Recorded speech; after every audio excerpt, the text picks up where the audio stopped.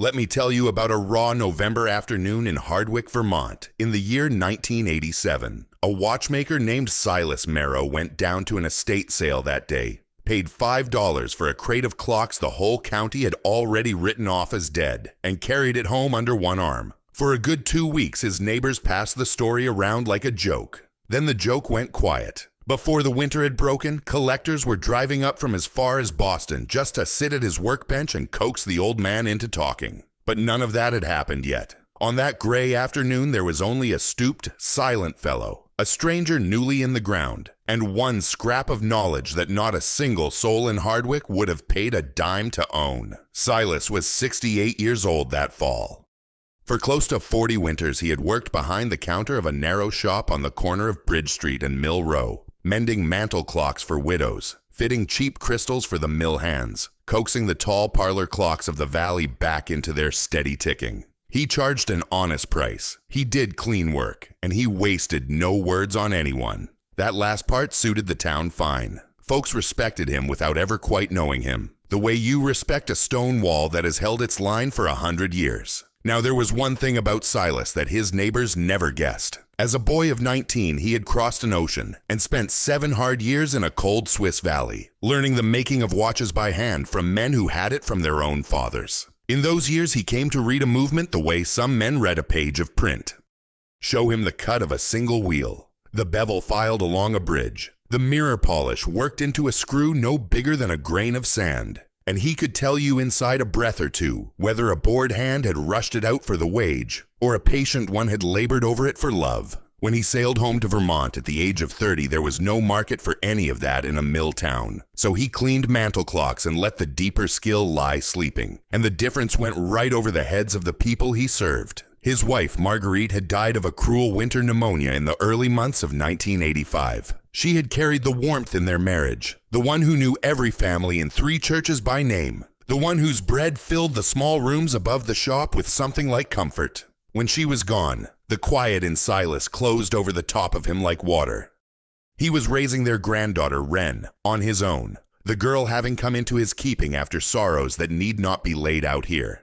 She was 15 that November, quick and watchful, and she wrote his accounts down in a green cloth ledger that never left the crook of her arm. She weathered his long silences the way you weather a hard season, calm in the faith that it would one day turn mild. His corner sat on Bridge Street, and along that same stretch ran a strip of ground that a man named Harmon Deal had been eyeing hungrily for years. Deal ran the only proper estate and furniture house within a good 50 miles. Deal's auction barn and antiques. And he held a seat on the County Historical Society besides. He was 60 that year, heavy across the chest, comfortable in his money. Twice he had come around wanting to buy Silas out of the corner.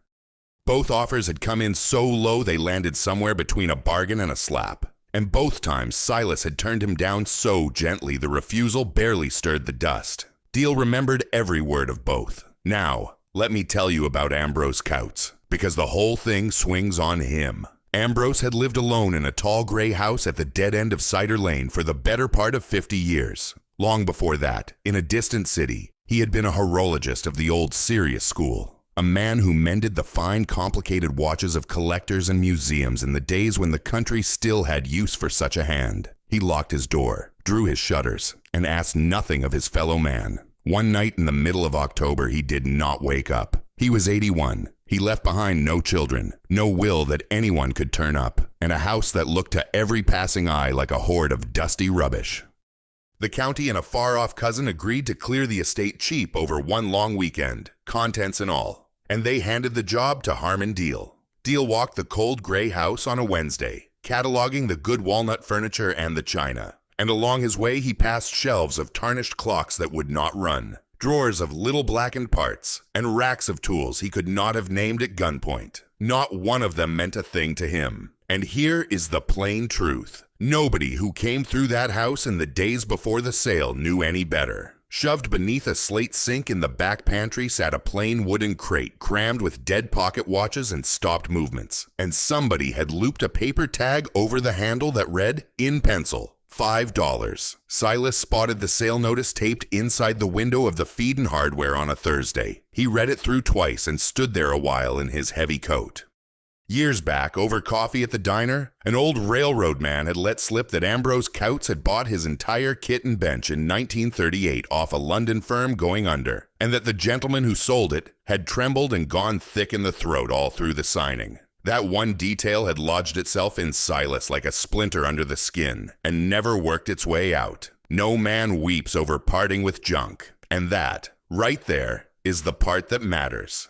A marine chronometer is a clock built to hold true time far out at sea, where a captain who cannot name the hour cannot reckon how far east or west his ship has run. For the better part of 2 centuries, the finest of them were finished almost wholly by hand, their bearings set with tiny jewels to ease the friction, their balances tuned against heat and frost. One good instrument could cost a sailor more than years of wages, for a single wrong minute could lay a ship broken on the rocks. Silas understood better than most that real precision was never cheap. Now watch how the thing began to turn. The estate sale opened its doors at 9 o'clock on a Friday, and by half past the hour, barely a handful of people had climbed the sagging porch of the gray house on Cider Lane. A few neighbors ducked into the front rooms, agreed it was a sorry heap, bought a chair or a stone crock, and went back to their errands. Harmon Deal held down the wide doorway with his cash box and his clipboard, tallying the walnut furniture and the china that his eye told him would move nicely at the barn, the clocks he had shoved off into corners, and the back pantry, well clear of the paying trade. He had already settled the matter in his own head. Scrap. 50 years of one peculiar old man's scrap. Silas Merrow came up the porch steps at 11 with Wren at his elbow, the green ledger tucked under her arm. He gave Deal a single nod, said he'd only look around, and then for the better part of an hour he said nothing at all. Through those cold rooms he moved the way a man walks the aisle of a church. He lifted a dead pocket watch off a tray, tipped it toward the gray window light, and laid it back down like it might bruise. He drew open a drawer of small steel tools and let a finger rest on the handle of a graver worn smooth by another man's grip. He stood before a shelf of stopped movement so long that Wren, watching from the doorway, thought her grandfather had drifted off somewhere deep inside himself. Then he found the crate beneath the slate sink in the back pantry. Down he went on his old knees, dragging it out into the light. And one by one he began lifting the dead watches from it. Near the bottom, folded into a square of yellowed oilcloth, his hand closed around a heavy pocket movement gone brown with tarnish. He peeled back the cloth. He turned the piece over. And here is what Wren carried with her the rest of her long life. Her grandfather's hands, those hands that had held dead steady over the finest work for 40 years, started to tremble. Under half a century of neglect, he had made out the mark of an escapement he had only ever read about as a boy in the Swiss Valley. And beneath it the little hammers and the coiled gong of a repeating watch, a watch built to strike the hour and the minute aloud at the nudge of a slide, and finished by a hand that had plainly cared nothing for the clock and everything for the work. Inside a single breath, he knew he was holding something that had no business in a $5 crate. He wound it back into its oilcloth as tenderly as you would tuck in a sleeping child, set it down among the other dead clocks, rose to his feet, and let not one flicker cross his face. He carried the whole crate up to the front table. Deal glanced at the tag, flapped a heavy hand, and said, $5, and I'll thank you for hauling it off. Silas counted out the folded bill, said his thanks, and stepped out into the cold with the crate in his arms and Wren holding the door. That afternoon, the two of them sat at the kitchen table over the shop, and Silas told the girl straight what he had found. The brown movement in the oilcloth, he said, was a minute repeater, built by hand a very long time ago, and a piece of that kind, carried to the right people, was worth more than the shop and the whole building under it. The crate held a dozen other movements besides, some finished, some not, some rare enough that collectors would drive a long way for them, along with drawers of unused jewels and tools. Sold off carefully, one piece at a time, he reckoned the lot might bring somewhere between $40,000 and $70,000. Wren put her pencil down. She studied her grandfather a good long while. Then she picked the pencil back up, set a small tidy figure in the green ledger, and said in her flat 15-year-old way, "Then we'd best keep the door locked." The town, of course, knew none of that. The town knew only what its eyes had shown it, and what they had shown it was old Silas Marrow handing over money, such as it was, for a crate of clocks that wouldn't tick, dragged out of a dead hermit's pantry. Talk travels the way talk does. By the next Wednesday, when Silas stepped into the feed and hardware, a man he'd known 30 years grinned at him across the nail bins. "Heard you bought out Coutts' junk drawer, Silas. Set you back the whole $5, did it?" Two other fellows by the stove laughed along, not with any meanness in it, but they laughed. Harmon Deal got the story too, and Deal did not so much laugh as wear a small private smile, because the way he told it around the barn, the old watchmaker had finally gone soft in the skull. And a man gone soft in the skull, Deal figured, was a man who might before long let a certain corner building go for a sensible price. Silas heard the whole of it. He answered none of it. Every evening he climbed the stairs, bent under a single bright lamp with the brown repeater open before him, and a loop screwed into his eye. And in his old age he relearned the shape of a masterpiece he had once only dreamed of touching. Across the table, Wren worked her lessons and minded the ledger, and between the two of them not one word of correction went out to a living soul in Hardwick. The worth of a fine old watch has nothing to do with its gold or its heft. It lives in the escapement, the tiny beating heart that hands out time in even portions, and in the hundreds of parts filed, polished, and fitted together until they breathe as one. A complication like a minute repeater, which chimes the time on little gongs, could cost a master months of building and adjusting. By the 1980s, cheap quartz movements had swamped the world, and countless mechanical wonders were tipped into crates and sold for pennies by people who no longer had any idea what their grandfathers had made. Let me walk you through the next 6 weeks, because this is the stretch where the town set down its laughter and picked up a long, careful stare. And that stare made all the difference. On the second Sunday after the sale, an old man rolled up to the corner of Bridge Street in a rust-flecked station wagon wearing plates from 3 counties over. Emil Brown was his name. He was 78, born in Germany, and he had given 45 years to the bench of a fine watch house in a far-off city before his failing eyes and a thin pension carried him north to be near a nephew. Word had reached Braun, third or fourth hand, that some repairman up in Hardwick was going around claiming a real repeater had turned up in a crate he'd bought for pocket change. Braun had snorted at that. Such things did not surface in Milltown pantries. He drove out meaning to see for himself and set the fool straight. Silas met him at the shop door. Neither man had ever seen the other before, but Braun stepped up to the bench where the brown movement lay open under the lamp, and he stopped cold. For the better part of a minute he did not speak. Then he screwed a loop into his eye, bent down, looked, and when he straightened his voice had gone to gravel. "Mein Gott," he said low. "You know what this is. Whoever put $5 on this crate had no notion what sat inside it." He pressed the little slide with his thumb, and the movement rang the hour on its tiny gongs, a clear high note like a bird calling from deep in a wood. And the two old men stood together in that small shop and listened to it the way you listen to a voice you had given up for lost. Braun stayed the whole of that Sunday, then came back the next, and the one after that. He walked Silas through the repeater the old watchmaker had been half afraid to lay a finger on, showing him how to loosen a hammer gone stiff with age, and how to coax the steel back to life without harming a hair of its finish. He held one of the unused antique jewels up to the window, his own fingers shaking a little, and said he had not laid eyes on that grade of stone unset in its original paper in 30 years. And when he named the figure, the right collector would pay for the crate, piece by piece. It came in higher than the number Silas had been quietly carrying around in his own head. By the first week of December, word had begun leaking past the edges of the valley. A collector drove up from Boston on a Tuesday, spent an hour hunched over the bench, and counted out $900 in cash for 2 unfinished movements and a drawer of jeweled parts. The money lying on the kitchen table that night came to more than Silas earned in 3 months of mending mantel clocks. Wren set it down neatly in the green ledger. The week after, a dealer came up from a city to the south in a clean gray car, gazed at the repeater for a long spell, and offered $11,000 for it then and there. Silas thanked him and said no.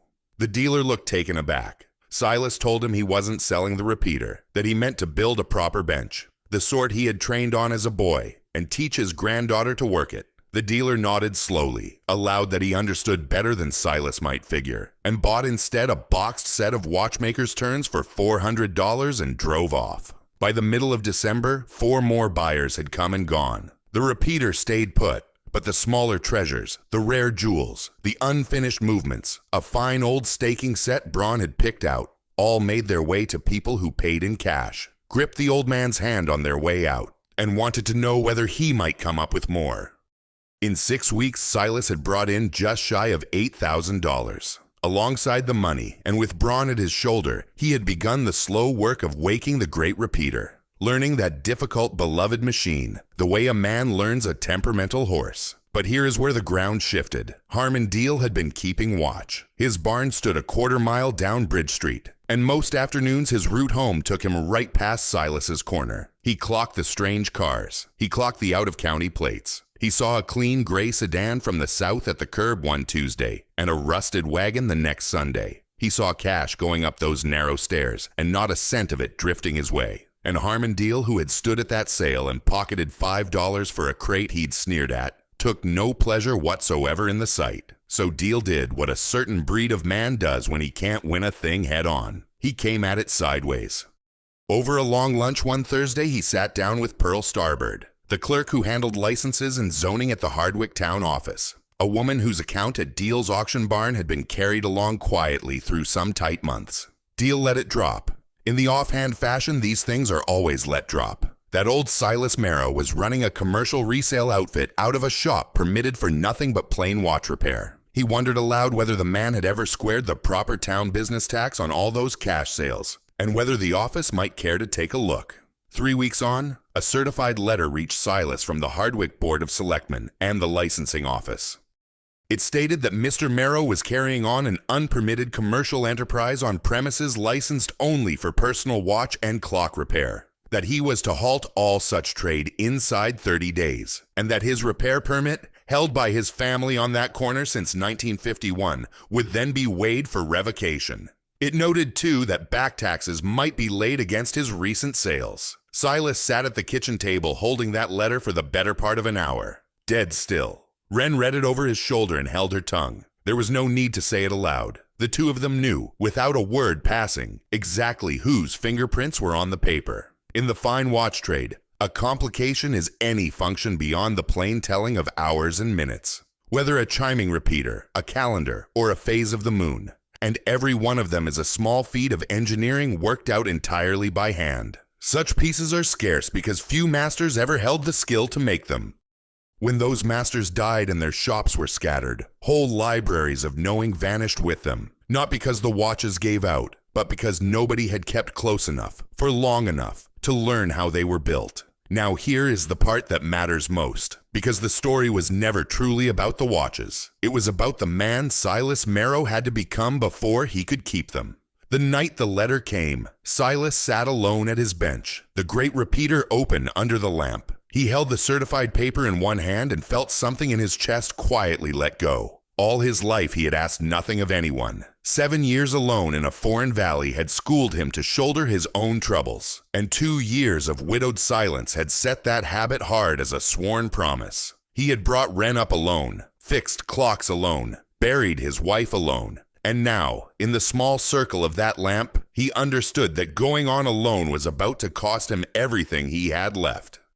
He studied the repeater a long time. By itself, the movement was nothing but brass and steel. It could not keep a single second without its mainspring feeding it force, and its jewels bearing the pivot so no part ground itself away. Precision, he saw now, only ever holds because each piece is fitted to serve every piece around it. One wheel turning alone tells no time at all. And Silas grasped that he had spent his whole grown life trying to be exactly that, and that the crate in the dark of his shop had come to teach him the lesson he had refused for a lifetime, that only a man knit into his neighbors ever builds a thing that outlasts him. That was the moment it all changed. He got to his feet, creased the letter once, and went up the stairs. He woke Wren with a gentle hand and told her, in the soft voice he kept for her alone, that come Thursday night they were walking down to the village hall. And there, in front of the whole of Hardwick, he was going to ask for help. The girl looked up at him in the lamplight a long moment. Then she said one word, "Good," and rolled over and went back to sleep. The Hardwick Village Hall was a low brick building behind the fire station, cold even with the radiators knocking. Some 60 people turned out that Thursday in the third week of December. Harmon Deal was among them, up near the front with a small private smile. For word of the letter had gotten around, and all week he'd been telling anyone who'd hold still that he'd warned the town old Merrow was running a racket out of that shop. Silas came in late, on purpose. Wren at his side, and Emile Braun beside her, a small canvas satchel in his hand. The room hushed as he stepped through the door. Instead of hanging back the way he had at every town meeting for 40 years, he walked straight up front and asked the moderator, an old farmer named Everett Vall, for a few minutes. Vall nodded. Silas laid 3 things out on the front table. First, the certified letter, flat. Then a small block of wood wrapped in factory paper, which he opened to show a single unused watch jewel, bright as the day it had been packed away a lifetime ago. Then 2 written appraisals, one from the Boston dealer and one from the specialist to the south, each stating in plain figures what his pieces were truly worth. He looked out over the room, never once turning his eyes toward Deal, and spoke low and slow. Most of you heard I gave $5 at the Coutts sale for a crate of clocks that wouldn't run, and plenty of you told me straight I'd gone soft in the head. I won't hold it against you. I didn't rightly know yet what I had. Now I do. What sat in that crate is some of the finest watchwork ever made by a human hand. I've got appraisals here from 2 honest dealers. Any man who wants to read them is welcome. A few people shifted. Everett Vall leaned in for a look. I've been selling off the smaller pieces to real collectors, paying tax on every sale, and putting the money into a proper bench so I can do fine work again and hand the trade down to my granddaughter. It's the only future I see for this child on the corner my father bought in 1951. He set a hand flat on the letter. 3 weeks back, the town gave me 30 days to shut it all down. So I've come to ask my neighbors for something I have never once in my life asked of any of you. I'm asking you to stand with me, because for the first time in all my years, I finally understand that a man on his own never builds a single thing that lasts. For one long second, the hall held still. Then Everett Vall's own brother stood and said Silas had mended the church tower clock 3 winters running and never once billed him. Then Lurleen from the diner rose and said he fixed her wall clock every spring and would never take a dime for it, and she'd write the selectman that night. Then the feed store man stood, and after him old Emile Braun, who said in his thick accent that he had worked fine watches 45 years, that what sat in that shop was the real thing, and that he would speak at any hearing the town called. And then, to the plain astonishment of the whole room, Pearl Starbird got to her feet, her face gone red, and said she had put her name to a letter she never should have signed, and she meant to take it back come morning. Harmon Deal, up in the front row, did not stand. He kept his eyes on the floor. The room had drifted away from him without ever once drifting toward him. Inside 10 days the complaint was pulled, and Deal let it lie. 6 months on, at first light, on a bright cold morning in June, Silas stood at his bench with Wren beside him. The great repeater ran true, its balance flashing back and forth, keeping the hour after 50 years asleep. Silas reached into a wooden case and lifted out the pocket watch that had once been Ambrose Coutts' own. The last piece he had restored, its hunter case rubbed smooth by another dead man's thumb. He wound it, held it to his ear a moment, and set it in the girl's hand. She turned it over slowly, the way he had once turned the brown movement toward the light, and he said the one thing left to say. Anything worth keeping, somebody's got to be taught how to keep it. The watch will outlast the man easy enough. It's the knowing that dies with him, unless he hands it on while there's still time. Wren eased the hunter case shut. It ticked softly closed in her warm hand. Past the window, the sun rose over the hills. A well-tended watch can hold good time for 100 years and more. But the skill to read one, to sense by touch where a pivot has worn thin or a hairspring has bent, lives only in the hands of someone taught it, and dies with that person unless it is passed along. All across the country in the late 20th century, as small shops closed and old masters were buried, a vast store of such knowing slipped away. Not because the tools failed, but because no one had stayed near enough, long enough, to learn.